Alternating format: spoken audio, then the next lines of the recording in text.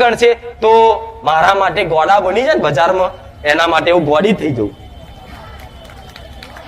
જાઉં ને, જે મારા માટે ગોડા બની જાય એના માટે હું ગોડી બની જાઉં કે નહીં? એટલા માટે કહું છું, તમે જો જાણતા હોય કે આવો ગુનો અમારી પેઢીમાં સજ,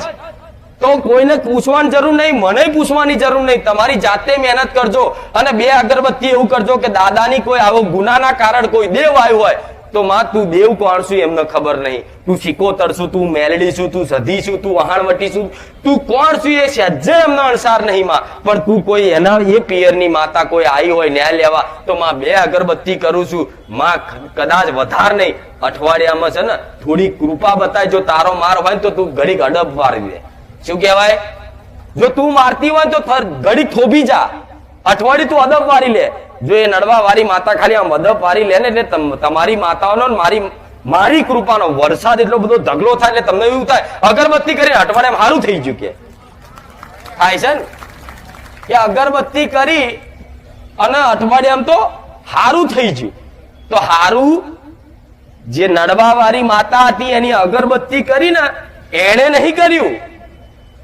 તમારી માતાને કૃપા કરવા મેં રોકતી હતી કે તારા દીકરાએ તારા વડીલોએ આ ગુનો કર્યો છે ને એનો જો લગીને એનો દંડ ના આલું ને એનો પસ્તાવો ના થાય ને તો લગીને હું છોડવાની, પણ એ માતાને ખાલી તમે 2 અગરબત્તી કરીને ઠંડી પાડી ને વાયદો આલ્યો ને કે હાર જા અમે ગુનાની માફી મંગાઈ લઈશું, એટલામાં તો એ ખાલી અદબ પાર લે ને એટલે અઠવાડિયાનો તો તમને એવો અહેસાસ થાય કે હા જિંદગીમાં સુખ નહીં જોયું માં, એવા તારા 2 રવિવાર ભરવાથી બારીજા ધોમમાં જોયું, લાગે છે કે નહીં?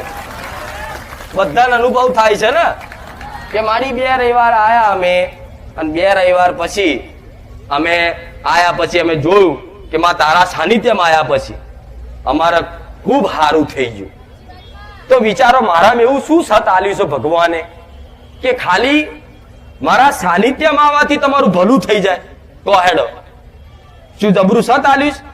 ના, તમે અહીં આવો છો ને અને બેહો છો ને અને મારા પ્રવચન હોભરો છો ને અને અંતરથી ખાલી ઉતારો છો, એક્સેપ્ટ કરો છો ને કે માં વાત સાચી, અને ખાલી થોડી ઘણી કદાચ મન રાખી અને આ ન્યાય કરવાનો વ્યવહાર કરવાનો ખાલી સંકલ્પ કરવો છો ને એટલામાં તો તમારું બધાનું ભલું થઈ જાય છે.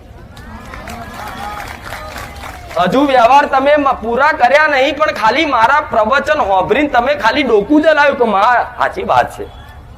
મારી સાચી વાત છે, તારી જબરી વાત કરી મારી, આ વાત તો અત્યાર સુધી અમે આટલી 25 વર્ષ 30 વર્ષ થઈ ગયા પણ કોઈ ભુવા એમને આવી વાત નહીં બતાવી, માં ત્યાં પ્રવચનમાં મારો સમાધાન